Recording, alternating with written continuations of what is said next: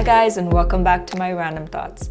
We've been listening to stories about people who came out of their abusive situation and are remaining to stay strong and true to who they are. We're going to continue that conversation and listen to more stories. Today we're going to take another caller and talk to them and see what they went through. I got married in 2007. My ex-wife, we'd met some years before, and we lost contact, and then we connected again. And after our courtship, we got married. During our dating, things were quite uneventful. So I had no idea of what was happening, would later happen. Around 2009,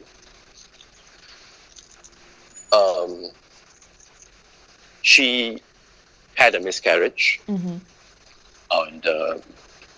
we were, of course, grieving for some time.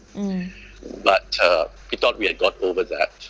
And around 2009 or thereabouts, she started some random of just flying into a rage and hitting me. It took various forms. Physical slaps, punches. On occasions, I would be jabbed with scissors or even a kitchen knife. I was even choked, strangled, a couple of times wrestled with. One time she wanted to aim for my head, but she aimed for my face and she whacked my eye so much that a blood vessel burst and there was a redness at the bottom of my eye. That was on a Saturday. We were in church the next day, and I had to I just told people that a blood vessel just broke in my eye. She forbade me to tell anyone about it, claiming that I was at fault, so I should have to take the responsibility for it. And it was very hard for me because I didn't want to tell anyone, because I didn't want to jeopardize the marriage or cause worry to those people who were close to me. So it kept going on, and I really thought that I was at fault, so I should try to take care of my behavior. So I suggested that she go and seek medical help. I said I would go to the clinic with her and all that, but she refused. I couldn't force her. So situations got particularly bad. Several times, we'd have arguments in the house, and she would just tell me to leave the house, the matrimonial home. And often, this would be at night. I would be chased out with little other than my t-shirt and my shorts and my slippers. And I'd have to spend the night outside. She wouldn't even give me the house keys. Wow. So when you said, let's go for medical help, what did she say? No. She didn't want to. She said to do so would shame her and cause her embarrassment. So how long was this I going kept on suggesting. The most intense period lasted from between 2010 to 2014. Wow, 4 years. What was going on in your head during that time?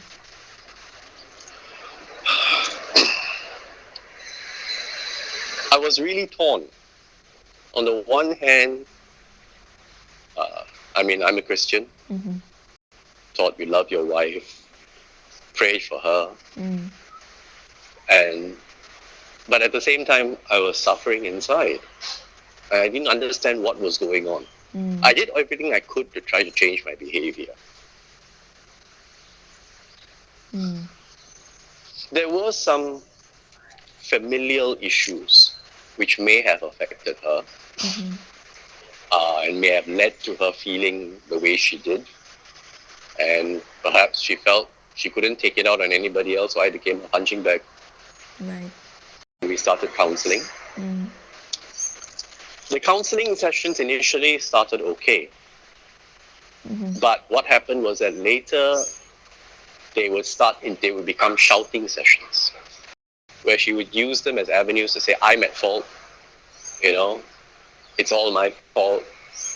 The counselor also found it very hard to mediate effectively. So sometimes the counseling sessions had to be shut down prematurely because she couldn't make any headway. Anyway, things got better. So much so that I did reconcile after about 3 months. And that was about the end of 2014. We even managed to go for a family trip together, and things looked all right for 2014. I don't know what was really triggering at the surface. Things started getting back again to their old patterns in 2015. This time, not so much physical abuse, but a lot of verbal abuse. Late night arguments for various things, and she wouldn't want to stop until they were all settled. So did this ever stop? Did this ever change? The physical reduced in its intensity. It wasn't as frequent as before, as the earlier time, but it was replaced by a lot of verbal and verbal abuse. Right. So A lot of late night arguments, late night shouting. So did you? I still suggested to her that she should go and see a doctor, right, or anything like that. I said I would go with her, and I did tell her that especially in the Singapore context, all these things would be confidential. We have proper medical confidentiality laws and all that. She still refused. I couldn't force her. So how long did this go on for? I finally realized things were not going to change. And one day, I just left the matrimonial home in October 2015. 2015. I realized that it wasn't going to change, and I left. I messaged her, told her things aren't changing, things aren't working. So to the viewers watching and listening to your story, whoever is going through the same situation as you, mostly it's women who are coming out and telling their story, but there are also men who are going through the same thing and don't have a voice to speak it out. What would you say to them? I agree. I would say that the first thing they have to take note of is self-care. You have to take care of yourself. There is nothing wrong in caring for yourself. You're not selfish. If you don't get up and look after yourself, you can't look after anyone else.